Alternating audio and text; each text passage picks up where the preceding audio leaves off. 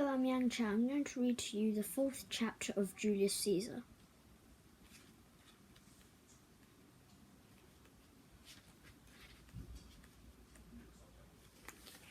Early next morning, Decius, one of the conspirators, arrived at Caesar's villa in order to accompany him to the Senate house.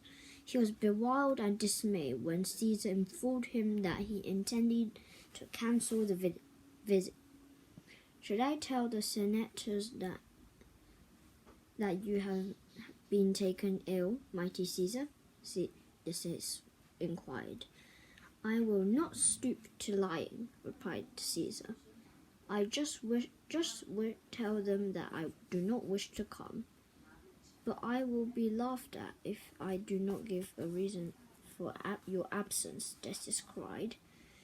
Caesar's face went red with fury. I am Caesar.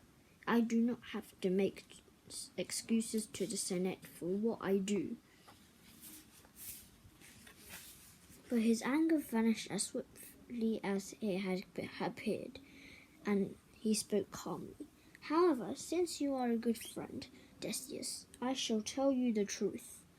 Last night, my wife Caparina dreamed that a huge statue of me stood in the forum.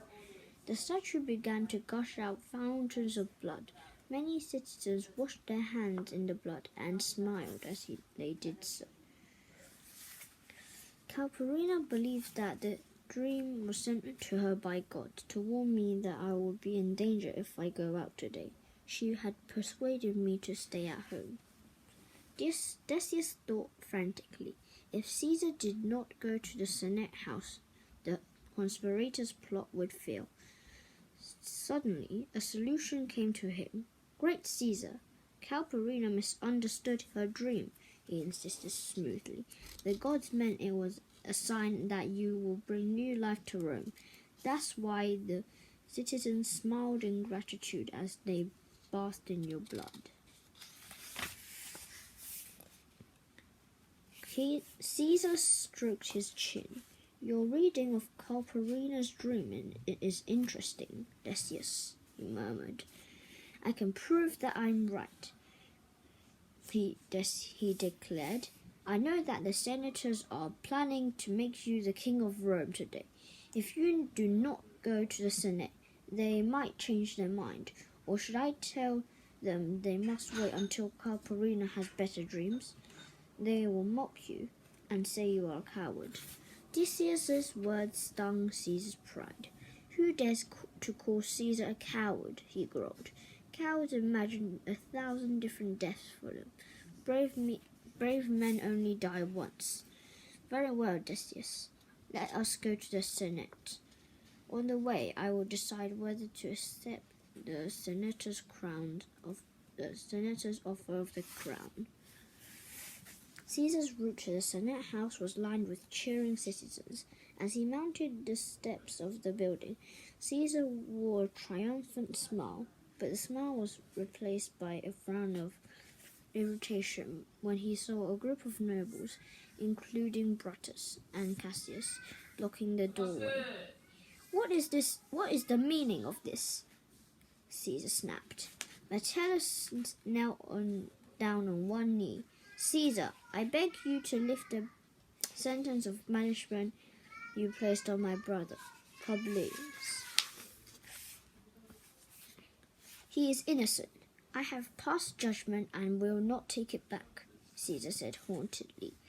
Caesar has spoken, and now my dagger speaks, cried Metellus. He sprang to his feet and thrusted his blade deep into Caesar's body.